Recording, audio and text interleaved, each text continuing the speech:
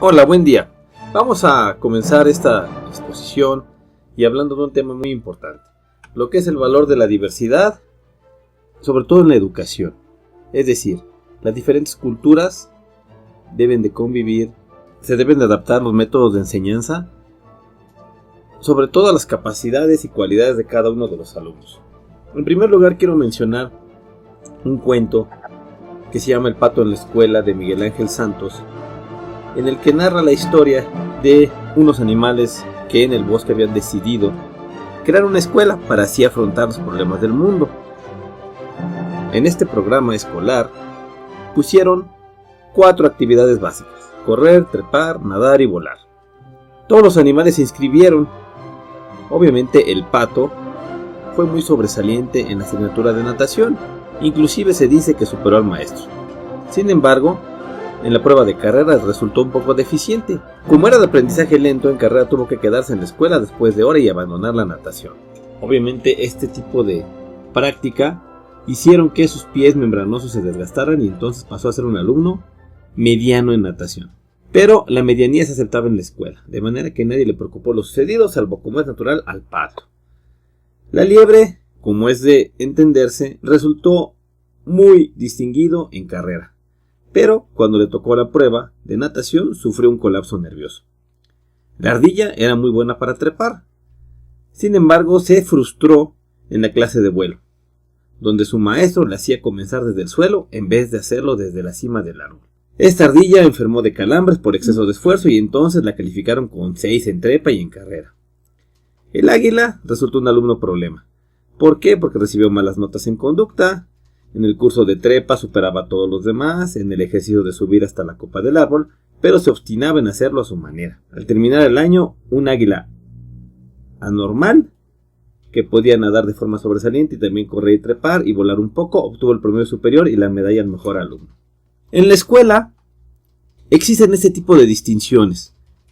Se tiene el estereotipo de que el niño tipo es un varón de raza blanca, que habla el lenguaje hegemónico, que es católico, payo, sano y vidente.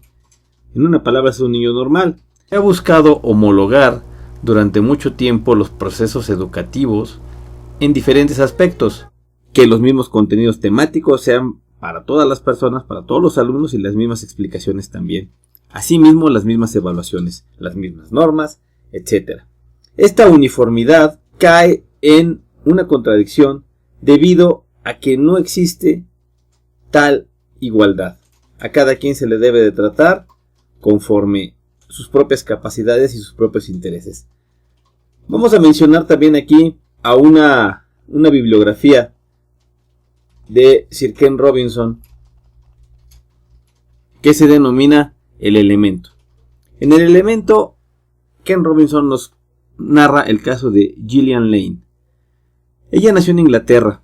Cuando era pequeña, sus padres tuvieron algunas notificaciones de parte de los profesores en el que se les indicaba que su hija era una niña indisciplinada, que se distraía constantemente en la clase y que le costaba mucho concentrarse. Su rendimiento académico era bajo y dejaba mucho que desear. Inclusive llegaron a sugerirles a los padres que padecía un serio trastorno de aprendizaje. Esta niña fue llevada al psicólogo por sugerencia de los profesores.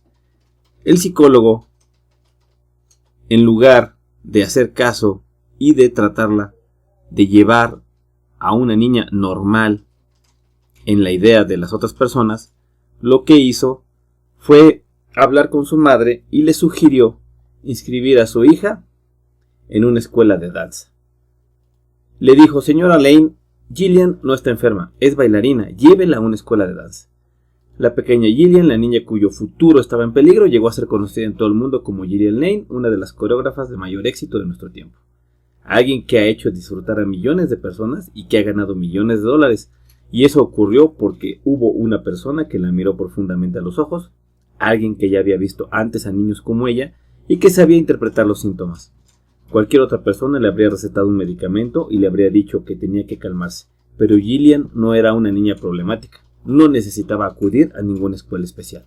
Debemos entender con esto que los modelos educativos que se han llevado o se han ejercido por muchos años en la educación a nivel mundial, en palabras de Sir Ken Robinson, dicen que matan la creatividad, cortan o eliminan ese sello o talento que cada uno de nosotros tiene y que no ha sido explotado. También se narra el caso de Matt. Matt Groening es mejor conocido en todo el mundo por el creador de Los Simpson. Él, a diferencia de Gillian, era un niño que sacaba buenas notas en la escuela. Sin embargo, se aburría mortalmente en la clase. Se la pasaba dibujando. Llegó a ser el mejor en dibujo. Inclusive, en su clase de arte, llegaba a hacer muchísimos dibujos y les ponía diferentes nombres. Hacía todos los que podía. Observaba cada dibujo, una vez terminado, para ver a qué se parecía, y entonces le ponía el título. Dice él: recuerdo haber hecho montones de dibujos hasta que se dieron cuenta de que estaba gastando demasiado papel y me pidieron que lo dejara. Sentía la emoción de crear algo. A medida que mi destreza técnica mejoraba, me resultaba estimulante decir: vaya, esto se parece un poco a lo que tiene que parecerse. Comenta Groening que entonces se dio cuenta que su estilo no estaba progresando demasiado y empecé a concentrarme en las historietas y en los chistes. Me parecía más divertido. Encontró su verdadera inspiración en las obras de otros artistas, como John Lennon y James Turber, que no eran unos excelentes dibujantes. Inclusive menciona: sus historietas están llenos de dibujos horribles pero divertidos. Eso fue lo que le dio a Matt Groening el sello para ser uno de los mejores dibujantes y de los más exitosos caricaturistas a nivel mundial, conocido como el creador de Los Simpson. Hay que recordar que Sir Ken Robinson nos dice que muchas personas dejan a un lado su vocación y se dedican a cosas que no les interesan en aras de la seguridad económica. Se buscan un trabajo que les pague las cuentas, en términos estadounidenses, que les paguen las facturas. Mejor dicho, ¿qué va a pasar si nosotros dejamos que este tipo de sistema de educación modele a nuestros hijos? En un futuro, nos dice Sir Ken Robinson, es muy probable que nuestros hijos tengan múltiples profesiones, no solo múltiples trabajos. A lo largo de su vida laboral, está claro que muchos de ellos tendrán empleos que todavía no podemos llegar a imaginar. Nuestra inclinación es explorar todos los caminos como sean posibles para que descubran sus verdaderas capacidades e inclinaciones. En resumen, del libro de Sir Ken Robinson, ¿qué es el elemento? Necesitamos abrazar nuestro elemento, y este consiste en un punto de encuentro entre las aptitudes naturales y las inclinaciones personales. Cuando uno encuentra ese elemento, ese punto coincidente entre tus capacidades y tus gustos, la vida parece transcurrir de manera diferente. Se siente uno más vivo, más centrado y lleno de vida que en cualquier otro momento. Esto que menciona Sir Ken Robinson es muy parecido a lo que menciona Mihaly Csikszentmihalyi en su libro El fluir o el flow. Precisamente él menciona que cuando se encuentra uno en ese estado de flow, el tiempo transcurre sin ningún problema. Comenta Csikszentmihalyi que cuando él se encontraba de niño, le tocó que la ciudad en la que vivía fue bombardeada durante la Segunda Guerra Mundial y él se encontraba haciendo alguna actividad de su gusto. Lo que más le sorprendió fue que al realizar él esa actividad no sentía el paso del tiempo, e inclusive las bombas y la guerra que en el exterior estaba ocurriendo pasaba a segundo plano. Podemos mencionar también otra bibliografía de Ken Blanchard y Sirgami Sirgami, que se llama El Ejecutivo al Minuto, donde mencionan una frase que dice: no hay nada más injusto que tratar por igual a los que son desiguales.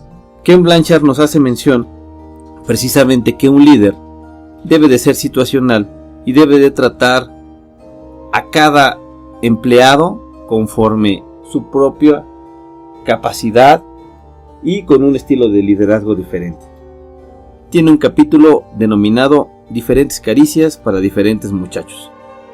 Es decir, no se puede tratar por igual como una regla estándar.